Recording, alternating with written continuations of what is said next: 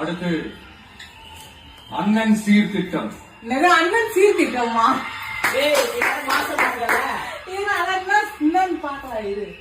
ஒவ்வொரு குடும்பத்திற்கும் மிகப்பெரிய மகிழ்வை தருவது அந்த குடும்பத்தில் நடக்கும் திருமண கொண்டாட்டம் தான். அதை எந்த வருத்தமும் இன்றி முழு மன நிறைவுடன் கொண்டாட வேண்டும். அதற்காகவே நம் தங்கைகளின் திருமணத்திற்காக 8 கிராம், அதாவது 1 பவுன் தங்கமும்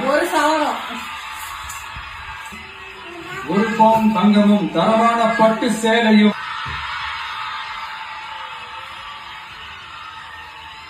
தாய் வீட்டில் இருந்து அண்ணன் சீராக அளிக்கப்படும்.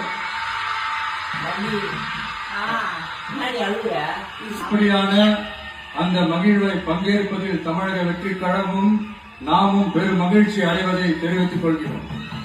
இப்போ நானும் அண்ணன் சொல்றேன், எனக்கு கல்யாணம் ஆயிடுச்சு, என்ன விட இன்னும் எவ்வளவு தங்கச்சிங்க இருக்காங்க. அவங்களுக்கெல்லாம் ஒரு சால நகை வாங்கிட்டு ஒரு சால நகை கஷ்டம்.